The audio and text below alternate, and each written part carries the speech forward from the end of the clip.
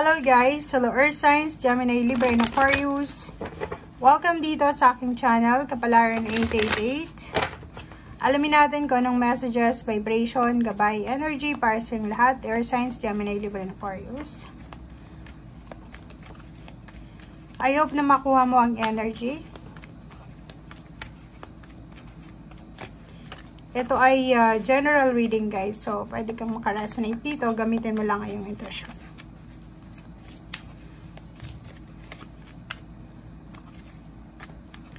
Air signs. Woo, ang dami niya. Okay, number 25, high honor. Number 14, message of concern. Great fortune. Wow, ang galing nito. So, kung makikita mo dito, air signs, Gemini, Libra, and Aquarius, sa araw na ito, posibleng makatanggap ka ng balita tungkol sa good fortune, good luck. So, sinasabi ng barahan na posibleng may swerte na parating sa'yo sa araw na ito. Pwedeng may ipopromote, tataas yung sweldo, siswertehin sa kanyang financial na buhay.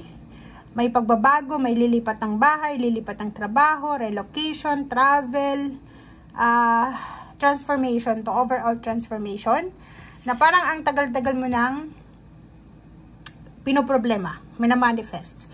So, sa araw na ito, if ever man na may travel kang pupuntahan, sinasabi ng barahan na nasa right timing yung araw na ito para sa pagta-travel mo.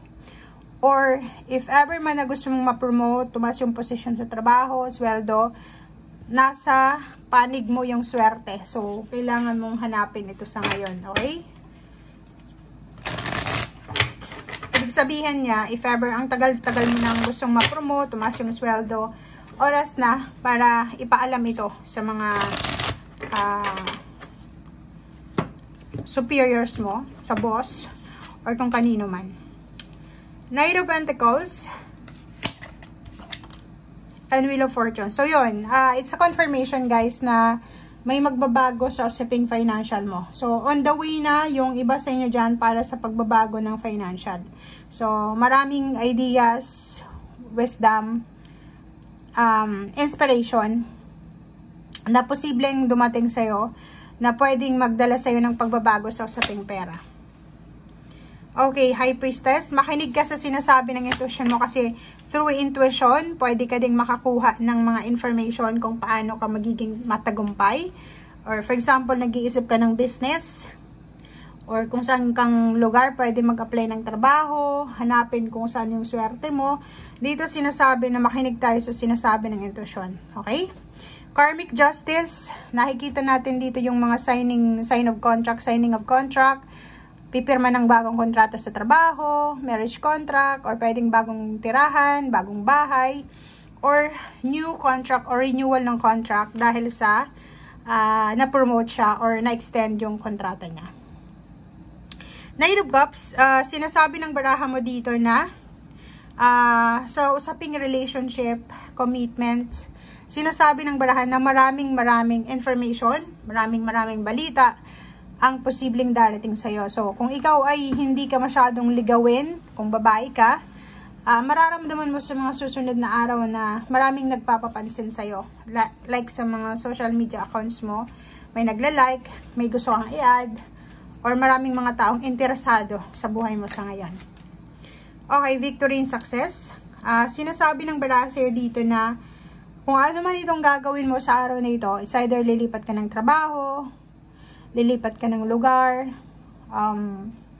mapapromote ka, tataas yung sweldo mo, or kano pa man, eto daw yung simula ng victory and success mo. So, ibig sabihin, ang araw na ito ay sobrang napaka-significant ito para sa inyo. Napaka-importante.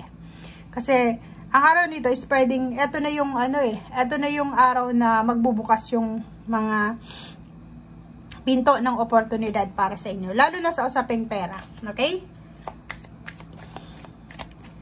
Okay, ano pa ba?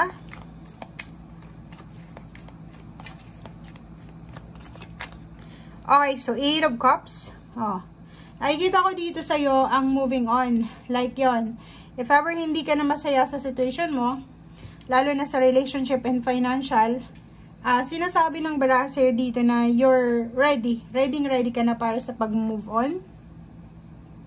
Ready ka na para sa pag-sisimula ng iyong bagong buhay. Buhay na tahimik and buhay na masaya and balanse.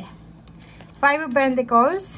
Ang nakikita ko sa'yo dito is iwasan mo yung mga taong gustong makipagkompetensya sa'yo. Kasi kung makikita mo dito, air signs, ang dami-daming blessings na parating sa'yo. Kung hindi man ito dumating sa araw na ito, pwedeng sa whole year ng 2024 dumating ito.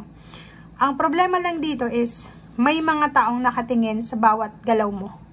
May mga taong binabantayan ka sa bawat galaw mo. Natatakot sila eh. Natatakot sila na baka, natatakot sila na baka mas yumaman ka kaysa sa kanila, mas makuha mo yung success, mas gumanda yung buhay, love life mo, o kano pa man kaysa sa kanila. Okay? So, the Magician, makakaranas ka ng sobra-sobrang competition. May mga tao sa paligid mo na gustong kang kompetensyahin, gusto kang talunin, or kano pa man. But, ang sinasabi sa'yo dito ng Magician is, huwag kang mag-alala, kasi hayaan mo lang makipagkompetensya sila sa'yo kasi ikaw naman hindi ka nakikipagkompetensya sa kanila. And mas okay na malaman mo sa sarili mo na wala kang problema sa sarili mo eh, 'di ba? Kahit saan ka pumunta, pwede kang maging successful. Kahit anong gawin mo, pwedeng maging maayos. Parang Midas touch 'yan. Kahit anong gawin mo, makukuha mo pa rin yung peace and harmony, 'di ba? So, kung etong mga taong ito, masyado silang negative na lahat ng nakikita nila, gusto nila pantayan, hayaan mo lang sila. Kasi yung Five of Cups, sinasabi ng barahan na yun, huwag mong sasayangin ang oras mo, ang araw mo, ang energy mo sa araw na ito sa pag-entertain dito sa mga taong toxic. 'Di ba? Ang dami-daming magagandang balita, ang dami-daming blessings, good news na parating sa'yo. Doon ka dapat daw mag-focus. Mag-focus ka doon sa mga good news from far places, lalo na sa ibang bansa, or yung mga taong like-minded na individuals na pare-pareho yung dreams nyo. Doon ka dapat mag-focus. Parang sinasabi ng baraha itong Five of Pentacles na iwasan natin yung mga taong lalapit lang sa atin kung may kailangan. 'Di ba? Parang ganun. Iwasan mo din yung mga taong like nakikita nila na umaasenso ka. 'Di ba? Nakikita nila na nagiging maayos yung takbo ng financial mo. Tapos bigla silang magpo-post sa kanilang social media na you cannot buy happiness. 'Di ba? Totoo naman 'yun. Hindi mo, parang parinig 'yun sa iyo eh.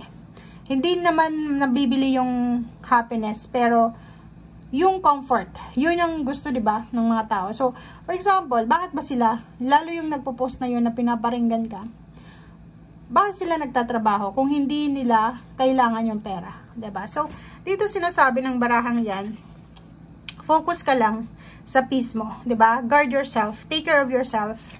Guardyahan mo yung sarili mo, bigyan mo ng focus yung sarili mo. Improvement lang ng sarili mo, doon ka lang mag-focus.